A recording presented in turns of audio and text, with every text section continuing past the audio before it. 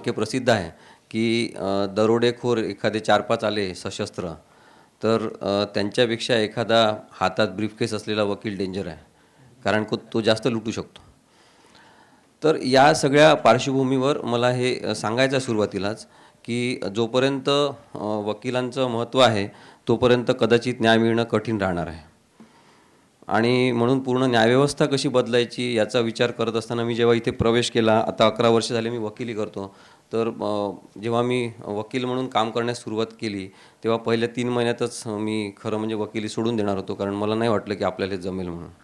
तेव्हा मला सारखं वाटते की कोर्टापर्यंत जे पोचू शकतात तेच न्याय मिळवू शकतात. गरीब लोकांची ताकद नाही कोर्टापर्यंत जाण्याची, गरीब लोकांची ताकद नाही वकील लावण्याची. न्याय महाग झालेला आहे आणि मग आता तो स्वस्तात कसा मिळवला पाहिजे, तर मग सरकारच्या काही योजनाच नाही का? सरकारची योजना आहे, मोफत कायदेविषयक सहाय्यता योजना आहे, फ्री लिगल एड सिस्टीम आहे, त्याच्यावर करोडो रुपये महाराष्ट्रात खर्च होतात दरवर्षी.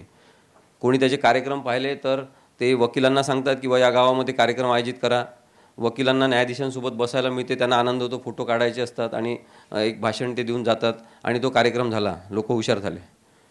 लोकांसोबत बसून काहीतरी शिकायची प्रक्रिया न्यायाधीशांमध्ये नाही, कारण की ब्रिटिश व्यवस्थेचा भाग म्हणूनच आपण ते न्यायालय स्वीकारलेले आहेत. कारागृहात कोण असतात असं आपण विचारलं तर लोकांना वाटते की कारागृहात गुन्हेगार असतात. मला जे कळलं आहे ते की कारागृहात गरीब लोक असतात. म्हणजे संजय दत्त पण काही वेळ एरवडा कारागृहात आला, 2-3 वेळा आम्ही त्याच्याशी संवाद साधला, गांधी विचार परीक्षेला त्यांनी बसलं पाहिजे असा आग्रह केला, त्यांनी मान्य पण केलं. पण सारखे म्हणजे तिथे आम्ही सिनेमात पाहतो बॉडी बिल्डर आणि एकदम असा राग आला की भिंत तोडून टाकणारा, आणि तिथे एकदम केविलवाणा मैं छूट जाऊंगा क्या, म्हणजे माझ्यासारख्या त्याच्या दृष्टीने फालतू वकिलाला विचारायचं की मैं छुटूंगा क्या. तर आपल्याला दिसतात की लोक असे काय म्हणतात त्याला, ते त्यांचं सगळं रूप आणि ते सगळं गळून पडलेले लोक जेव्हा दिसतात जेलमध्ये, तेव्हा अनेक जणं खरेच बोलतात हे पण मला जाणवलं कारागृहामध्ये. आणि तिथे अनेक प्रश्न आहेत, जसं सरांनी सांगितलं की ती एक व्यवस्था आहे आणि त्या व्यवस्थेमध्ये कोणीच येऊ नये अशा प्रकारची यंत्रणा आहे.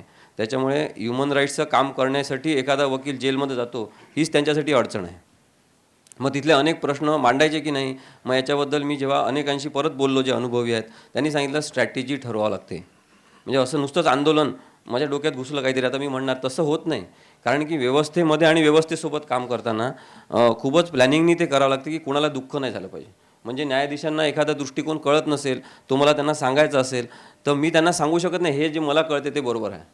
मला सतत दाखवावं लागतं की मी मूर्ख आहे, मला काहीच कळत नाही, तरी पण हे बरोबर आहे का जरा बघा, असं सतत सांगून म्हणजे आपली जी नम्रता असते ती लाळघोटेपणा केव्हा होऊ शकते याची आपल्याला माहिती किंवा पत्ता पण लागणार नाही. अशा वेळेस आपल्याला सतत तो बॅलन्स करत राहतो की नाही लाळघोटेपणा नाही झाला पाहिजे, अधिकारांची भाषा तर आपली कायम राहिली पाहिजे. तर हे सांगताना खूप त्रास होतो आणि त्या त्रासातून पण शिकायला मिळत असतात. तर मला वाटलं की आपण कैद्यांनाच का शिकू नये कायदा, आणि म्हणून आम्ही महाराष्ट्रामध्ये पहिल्यांदा असा एक प्रयोग केला की तिथे जे जन्मठेप लागलेले कैदी आहेत त्यांची निवड आम्ही केली 26 जणांची, जे लिहिता वाचता येणारे आहेत, आणि त्यांना आम्ही शिकवण्याचा प्रयत्न केला की कायदा काय असतो, कायद्याच्या प्रोव्हिजन काय असतात, तुम्ही काय अर्ज कसा लिहू शकता.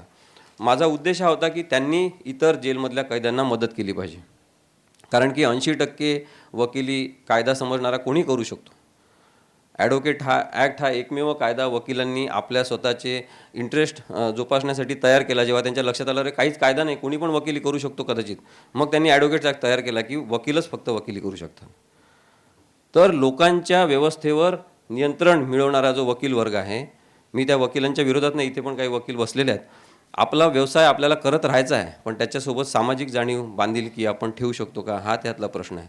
मग जेव्हा आम्ही कैद्यांना कायदा शिकवला आणि त्याच्यामध्ये राईट टू इन्फॉर्मेशन ॲक्ट पण शिकवला, तर 1 वर्षाचा कोर्स कंप्लीट झाला, आम्ही त्यांना सर्टिफिकेट दिले आणि खूप चांगला परिणाम मला दिसायला लागला की खूप लोकांना ते मदत करायला लागलेले आहेत पिटिशन लिहून देण्यामध्ये. हायकोर्टात पिटिशन दाखल व्हायला लागली जेलमधून डायरेक्ट. पण त्याच्याचबरोबर एक परिणाम झाला जो मला लक्षात आला नाही तेव्हा, आणि जेलच्या ॲथॉरिटीने आम्हाला पत्र पाठवलं तुमचं काम बंद. आम्हाला वाटलं काम का बंद, म्हणून मी त्यांना विचारायला गेलो, तर right to information act शिकवल्यामुळे Yerawada जेलमधून सगळ्यात जास्त राईट टू इन्फॉर्मेशनचे अर्ज कैद्यांनी केले. हे जेवण इतकं का, ते असं का, ते संडास बाथरूम नाही त्याच्यावर पैसे किती खर्च केले. तर व्यवस्थेला प्रश्न विचारायला जायला लागल्याबरोबर त्यांना वाटलं की याच्या मागे कोण, मग बारूद कोण आहे, मग ती विजवा. तर आता जबाबदारी आहे माझ्यावर. तर म्हणून मी त्या केसेस घेणं सुरू केलं आणि मला ते चालवताना सारखं वाटलं की एक क्रिमिनल लॉयर आणि नंतर या पण केसेस चालवणार आहे. तर मला सगळ्यात महत्त्वाचा भेद जाणवला की गुन्हेगारांच्या केस, जेवढा मोठा गुन्हा असेल, जेवढ्या जणांचा मर्डर केला असेल, जेवढ्या जास्त वार केले असतील आणि भयानक गुन्हा असेल, त्याची केस चालवणारा म्हणजे भारी वकील, त्याला फार महत्त्व. आणि अत्याचारग्रस्त म्हणजे विक्टीम जे आहेत त्यांच्या केस चालवताना त्याला काहीच मान नाही, त्याला काहीच सांग, हां डोमेस्टिक व्हायलन्सच्या केसेस चालवणार. अरे म्हणजे काय? तर मला हा कायदेव्यवस्थेमधला अत्यंत बुरसटलेला विचार तेव्हा लक्षात आला की गुन्हेगारांची केस मांडताना जी प्रतिष्ठा आहे ती अत्याचारग्रस्तांची केस चालवताना नाही आहे. आणि हा वाईट भाग आपण लगेच काढला पाहिजे. एक प्रेग्नंट बाईची मी केस चालवतो, तिला 8व्या महिन्यात त्या नवऱ्याने काढून दिलं होतं, कारण की त्याला असा शोध लागला की जो बऱ्याच नवऱ्यांना लागतो की ही आपल्यासाठी काही सुटेबल नाही, याच्यापेक्षा चांगली मिळाली असती, आपण घाई केली. आणि त्याच्यामुळे मग त्यांनी तिला सोडून दिलं होतं, घरातून काढून टाकलं. आणि ती 8 महिन्याची प्रेग्नंट. आम्ही तिची केस दाखल केली की हिला अर्जंट मेडिकल रिलीफ मिळाल्या पाहिजे. डोमेस्टिक व्हायलन्स ॲक्टनुसार हिला काहीतरी त्या नवऱ्याने पैसे खर्चासाठी दिले पाहिजे, काही कमवत नाही. तर ते जज आपले बिंदासारखे बसलेले आहे, म्हणजे काय कधी कधी कागदावर रांगोळ्या काढतात अक्षरशः ते.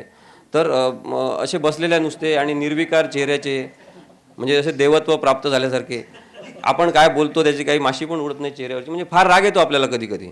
आणि वेगवेगळ्या प्रकारांचा साधनांचा वापर करावा असे हिंसक विचार पण मनात येतात. तर त्यावेळेस मग मी त्यांना म्हटलं, सर मी काहीतरी महत्त्वाचं तुम्हाला सांगतो आहे. हां सांगा काय म्हणता. मग मी त्यांना ते परत सांगितलं की असं असं आहे आणि या बाईची फार परिस्थिती वाईट आहे, 7 मजले चढून ती आलेली आहे आणि काही पण केव्हाही होऊ शकते. त्याच्यामुळे तुम्ही हिला अर्जंटली काहीतरी रिलीफ द्या, नवऱ्याच्या नावाने ते आदेश काढा, याला इकॉनॉमिक सिक्युरिटी तिला दिली पाहिजे. तर मग त्यांनी तिच्याकडे थोडं बघितलं. हां काय म्हणता बाई, किती महिन्याच्या प्रेग्नंट आहात तुम्ही? मग तिने सांगितलं की मी 8 महिन्याची प्रेग्नंट. हां अजून वेळ आहे, 9 महिने असतात. हां म्हणजे मला फार ते असंवेदनशील वाटलं की म्हणजे म्हणजे मी पुरुष म्हणून मी प्रेग्नंट होऊ शकत नाही, मी तो अनुभव घेऊ शकत नाही, मला त्याच्याबद्दल काही माहिती नाही. एकाच वेळेस ज्या घडामोडी पोटात, मनात, डोक्यात सगळीकडे होतात त्याच्याबद्दल मला जाणीव नाही आणि इतकं असंवेदनशील वेळ आहे अजून असं म्हणायचं. मी त्या न्यायाधीशांना म्हटलं, सर मला माफ करा म्हटलं, पण आपण त्या बाईची माफी मागितली पाहिजे. तर तिथे बसलेले काही ज्येष्ठ वकील होते, मग ते माझा फ्रॉक ओढायला लागले, ते आपलं जे अंगरखा किंवा कोट. नाही बसा खाली बसा. मी म्हटलं तुम्ही चुप बसा, मी तुमच्यासारखा वकील नाही आहे, जोपर्यंत माफी मागत नाही तोपर्यंत मी इथून हलणार नाही. तर ते क्लर्क वगैरे सगळे, जाऊ द्या वकील साहेब, असं झालं तसं झालं.